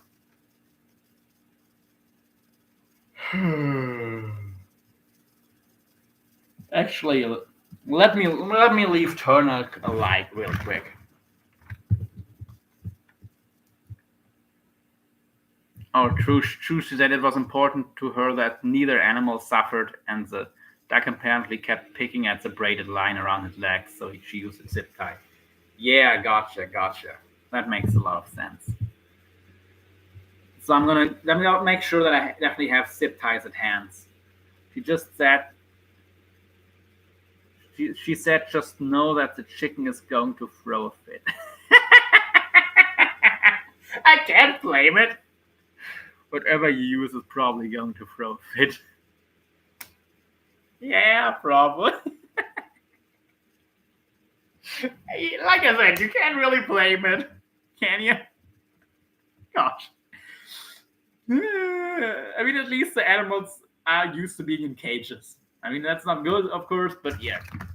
Like the ones you buy here, they live in like small cages.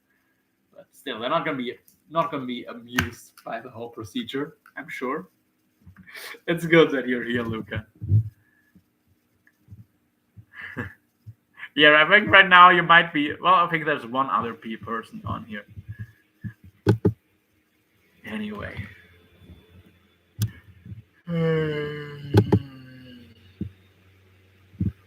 But yeah, okay. I'm getting too much into talking. Of course, it's fun, but not very productive. Okay, here's my treble hook bag.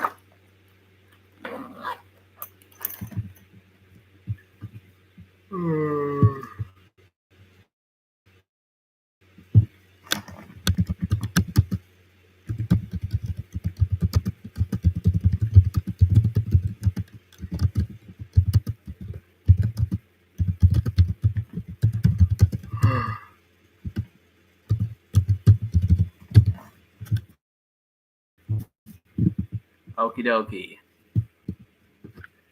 I'm laughing so hard I'm crying. I never thought I'd feel so much empathy for a poor bird.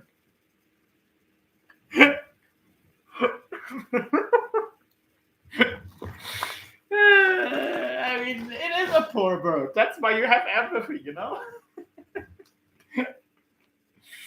Yeah. Okay, these hooks are not in the right bag. These aren't 2 O's. Or maybe they are. Okay, these are the puka, the extra heavy wire. Got it.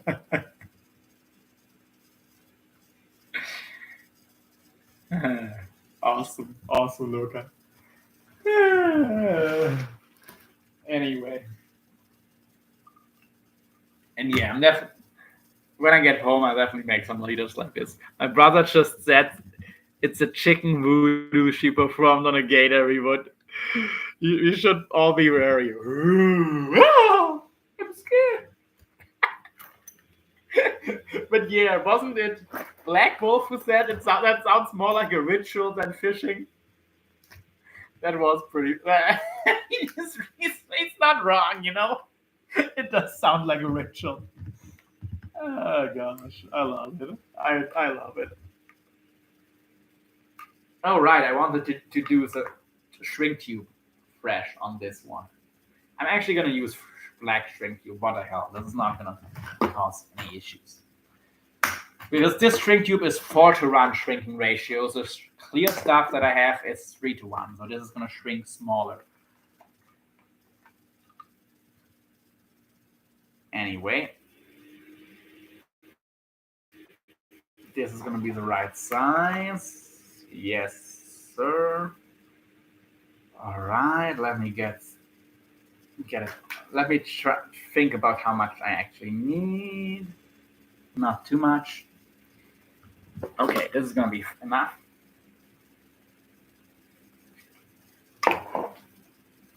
Is it? Yeah. I want a little bit more.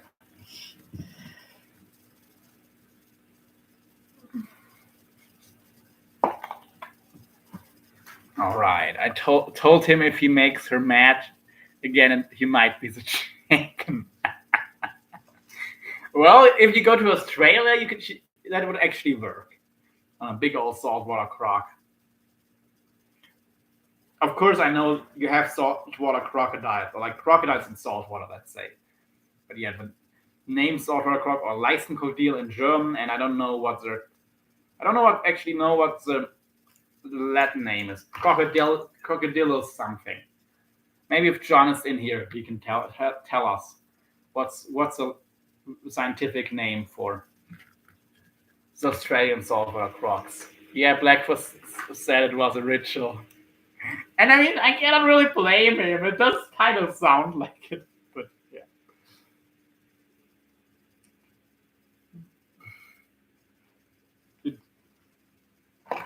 Putting it, I mean, to me, it sounds too normal by now. It shouldn't feel this normal, but yeah. All right, let's shrink the shrink tube. And of course, a heat gun would be better, but I don't have one, so at least not here.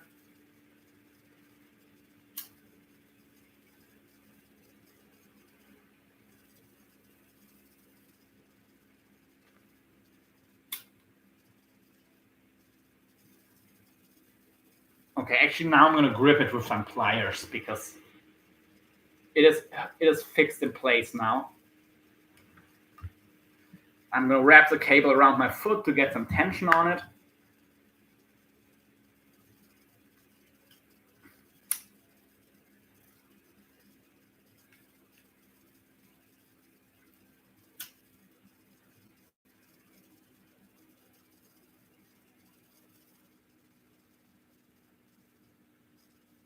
All right, this is gonna be plenty. Moss just gonna melt it.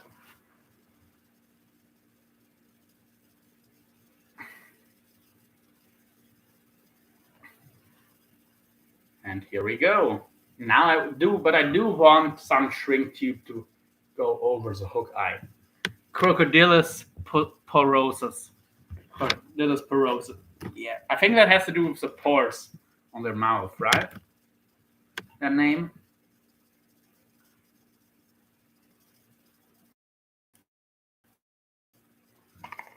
In German, it would be Leistenkrokodil, so tile crocodile, basically. Yeah, tile crocodile. That actually is also sounds pretty cool. Tile crocodile. I should have named it that in English.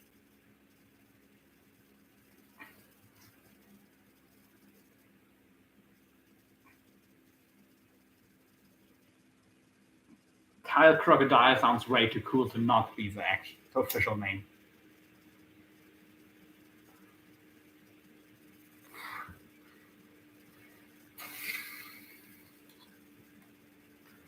But it is what it is. Unfortunately, what sounds cool isn't always what people caught. Now let me keep this line going straight away from my hook, from my treble hook, while I shrink this piece of shrink tube.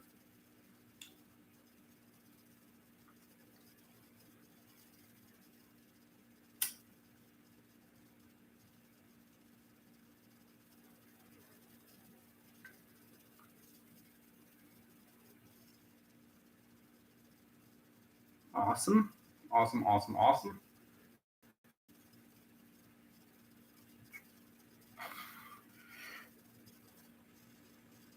The huge Australian one. So African one is Crocodilus niloticus. Yeah, but from what I read, they're almost the same. Actually, like in real life, they max out just around the same size.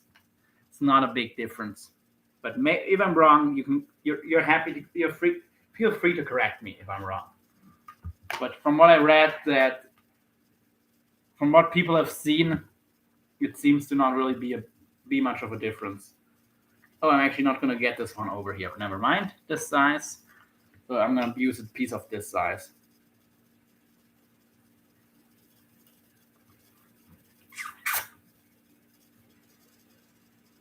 Thank you, John. Neither of us knew the Latin name. Yeah.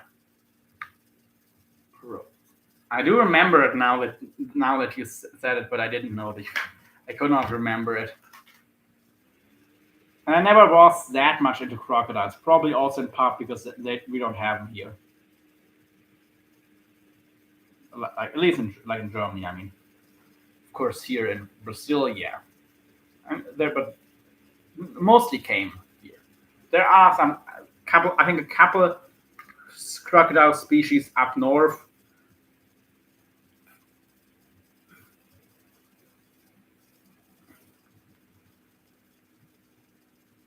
The US one is Crocodilus acutus. Yeah, that is a cool name. I think it's actually the one that is the most saltwater specific, right? Like, it does seem to be one of the only ones that aren't really that crazy about freshwater. I mean, they do live in freshwater, but they do seem to prefer saltwater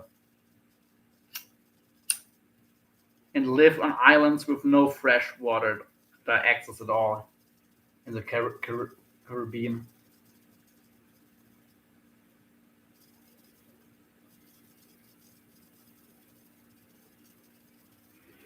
All right. Looking good, looking good, looking good. Now this is a professional rig. Because the nose is pointier, acute. Never mind, John beat me. Okay. Yeah, he does that. And yeah, this is now my treble hook. The line comes almost straight away, even though it's snelled, not crimped. Only negative about this is it does take away some of the gap of the hook. But if I'm gonna be able to bend this hook outwards, that shouldn't be a problem anymore. Hi there, Hurton for Sturgeon. Wait a minute, why isn't Lucifer a moderator?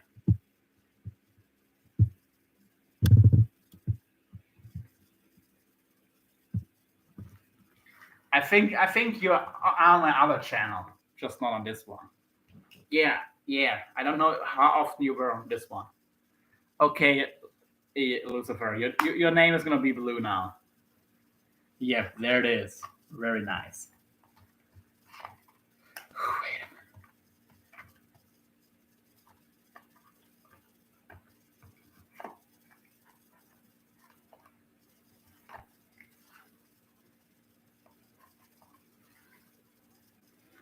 Oh, good stuff. Okie dokie.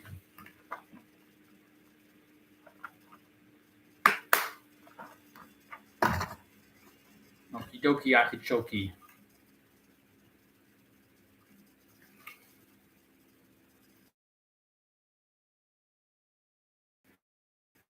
Yes, I'm fishing tomorrow with some locals. At least one of them is actually from the indigenous population. I think both, at least partially. I think the one is pretty much 100% South American native, and the other at least like 50%. No worries, man. If anyone deserves it, then it's you.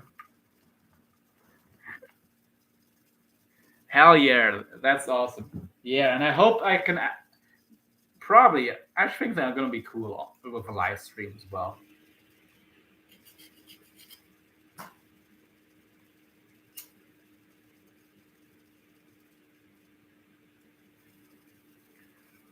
Yeah, big loop for bridling something.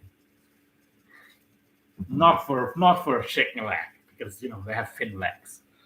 But yeah, lots of knowledge from folks that have lived in the area, that have lived in the area for generations. Yeah. See, I'm still almost fluent reading Lucifer. But it is. God, it's almost 11 p.m. So it's 22:48 now, right? Yep. Okay, I'm on phone. It's 22:46. On my notebook, it's 22:48. Lol. Way earlier. And of course, to Germany, it will be even 4 hours more difference. It's 4 hours later in Germany. It's crazy that at any time an alligator can be in the waves while your kids are at the beach. Well, you type pretty much fluent English when there's not your autocorrect.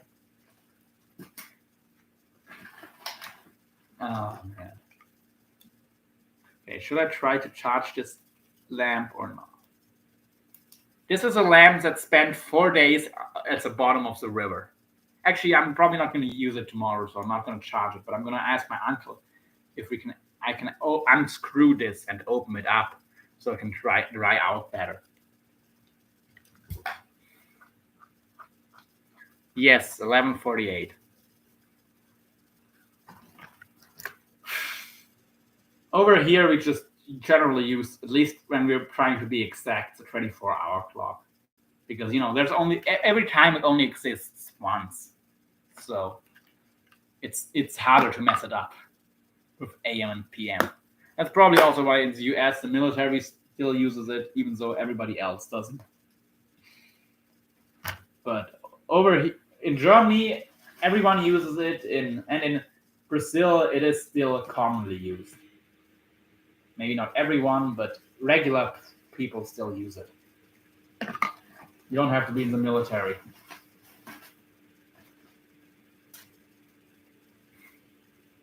Sharks too. Bull sharks have a nasty temperament. Yeah, but then again, they basically never attack anyone. That's not that bad.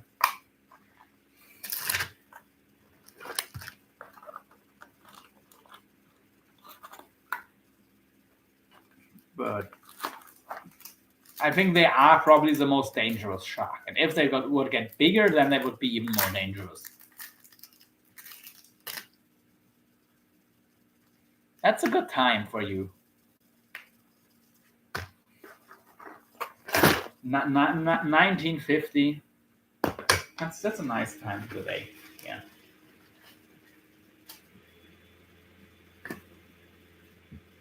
Here's a net that I was trying to make, but I did find one at a shop to buy it, so probably not gonna be making a whole keeping net myself because it's a shit ton of work making a whole net. But I will keep this in case I do want to keep going.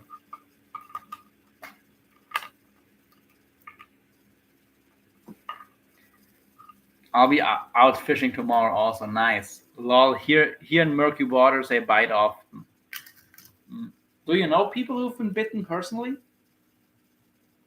Because you only hear from like there's always only like a five shark attacks a year or something. Is what you hear, like unprovoked attacks at least.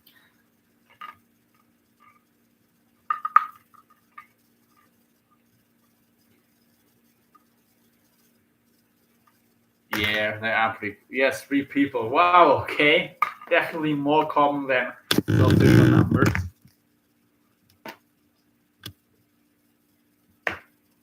But then again, I guess if the people don't report it, then nobody knows about it. It doesn't always get reported because they're not always massive bites. Yeah, gotcha. I'll be in the live, but I gotta make a couple calls real quick. No worries, surgeon. No worries. And hey, we are up to 9 likes. Awesome. Bit in the Mississippi River, lol.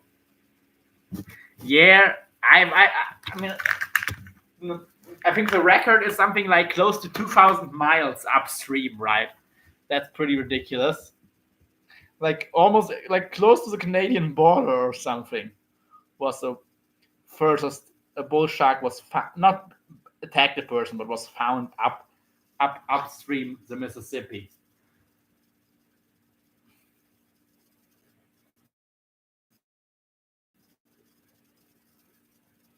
That is pretty cool stuff.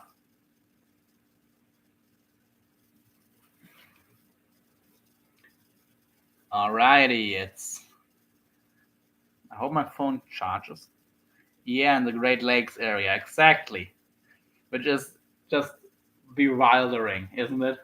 You don't expect sharks there. I mean, I don't think you have to expect, but it's possible. It's still possible. And you'd think it would get too cold there in the winter. Maybe it does, but like maybe they just swam up there in the summertime.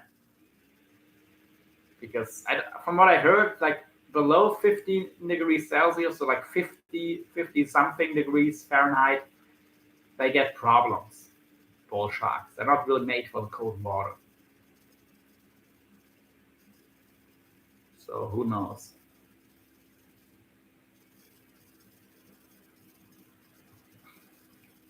Who knows? People believe they migrate following certain fish populations. Yeah, that makes sense. It's still wild for them to swim up that far. Then again, I don't know. I think the science isn't clear if they can actually reproduce. I know they do they do bear their pups in fresh water, but I don't know if they could actually breed, and probably they could. That would be wild if there could be completely landlocked populations that reproduce on their own in fresh water. I would honestly kind of like that. Like I think that's awesome. If you have a shark population that doesn't enter the salt water at all at any point of their life. Hurting sturgeon in January. Yeah, in the Delta area of Louisiana, they breed. Yeah, but isn't that still like brackish water though? Like not completely fresh water? Or I don't know. I mean, either one it's still pretty cool. But if you would have like, if they would come into a lake, like if you would put them like in Florida into a lake and just leave them there for 100 years, would there still be bull sharks in there? Because if yes, I don't know. To me, that's really cool. Baby bull sharks were caught in some Miami area canals 2 years ago. Oh, for sure. They go up into the estuaries further inland, and some of the bay. they use, it's all fresh. I know they go into all fresh, but the question is, could they reproduce if they couldn't come back into the salt water? That's what I'm asking. Like, could you throw bull sharks in a lake and would there be a self-sufficient population? Like, for example, in Africa, Australia, or like in South America, could you put into a lake over here where it never gets too cold for bull sharks? Could you throw them in here and they would create a population? John going plunking next week for steelhead, but going below Bonneville Dam for sturgeon tomorrow. I know spot to catch sturgeon year round. Yeah, right. You did talk about that you figured out how to catch them all year, which is pretty cool.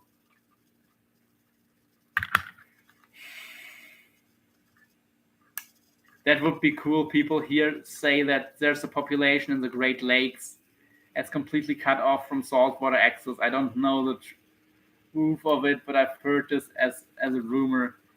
I honestly don't believe it. Because I think they get too cold in the winter. That's why I don't believe it.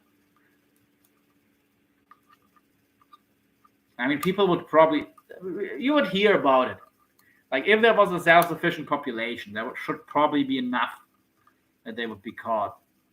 But who knows? Maybe not. Maybe it's going to be in 50 years. We're all going to think, yeah, it was all true when there's been enough, when the population has grown enough.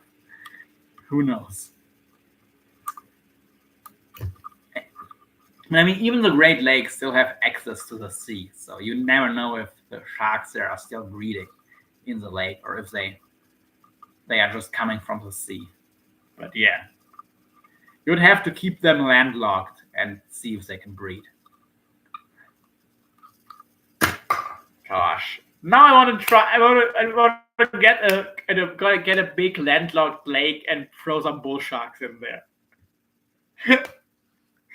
Oh man, it would be pretty awesome. That's why I'm really skeptical about it. Yeah. But honestly, if I live in a country where it never gets too cold, even in fresh water for bull sharks, and I have the chance to buy a big lake, I will do that. I will do it because it would be awesome. And like, actually, if I can buy land and like build an artificial lake, that would be even better, because then I'm not disrupting a native ecosystem. If I can build my own lake, like, or a pond, like a really really big pond and stuff that has enough food to sustain bull sharks, and then just throw in some bull sharks. That would work. I think it would work. If I catch some small bull sharks, ideally already in fresh water, but even if I catch them in salt water, or actually catching some bigger ones probably would be better. That would probably be best to do in salt water, honestly. And then just put them in a big fish tank, like a swimming pool, and slowly, with first salt water, and slowly decrease the salt content in the water. That should work. Gosh, I'm getting ideas. Freshwater sharks would be awesome. He did, but all these sharks could enter from the sea. Well, like, even the freshwater species of shark he went after, they're believed to live in saltwater as adults. They're just so rare, not much is known about them, but they're believed that they do go into saltwater and just spend a significant part of their life in freshwater. So I want to know if it's possible to have a 100% freshwater shark. Most fish lose immune system at 55. All right, I heard about that. Yeah, and I also heard that bull sharks, maybe you can tell more about that, Sean, that bull sharks, they actually die, not just from infection, but they just die if it gets too cold.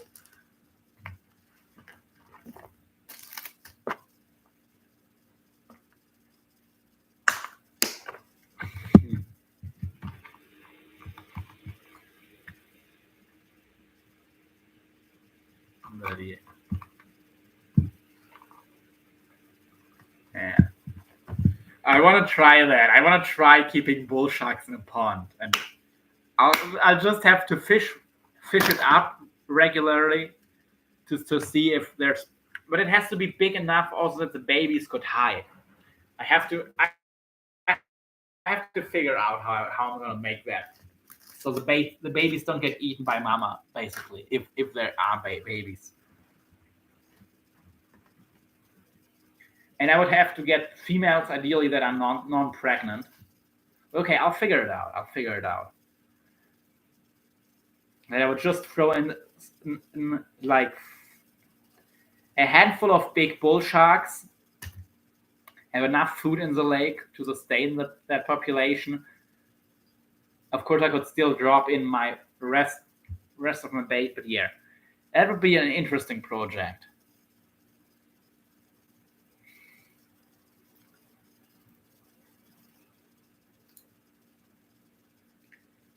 And then just fish there and hoping to catch a baby bull shark one day, like after a few years. That would be a really cool project, and I think that would also do well on social media. And if I do it in an artificial lake, it's not going to be any damage to the ecosystem. So yeah, I'll do that one day if I get enough money. I always get some crazy ideas. Oh, my aunt came back, so I'll still cook the Traíra, but I think it's time to cook the Traíra. And maybe I'll just take all of my fishing gear tomorrow again. I don't see myself getting much. I like some stuff, yes, I'll get sorted out. Not too much. Well, that's kind of expected, to be honest. I know sharks in notoriously hard to keep in captive. You'd have to build an artificial estuary closed off from the adults. Yeah. Like that's what I think. But I do know some golf ponds in Florida where there are actually bull sharks living there. So, but yeah, keeping the babies alive will be tricky.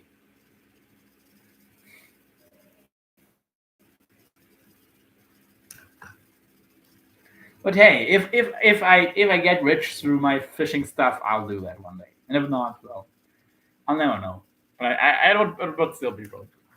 Fish die in cold because their metabolism stops in their cells, and enzymes that regulate cells shut down. Yeah, exactly.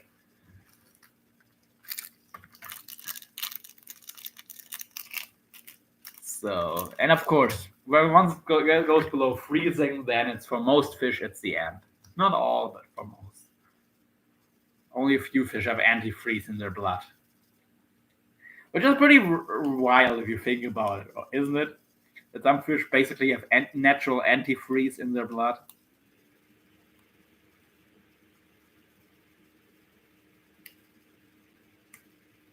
So they can survive waters below freezing, because of course salt water freezes at below 0 degrees Celsius. Something like maybe 28 degrees Fahrenheit, and moving salt water at even lower temperatures, and some fish even live in that temperatures. So yeah, those temperatures. Anyway.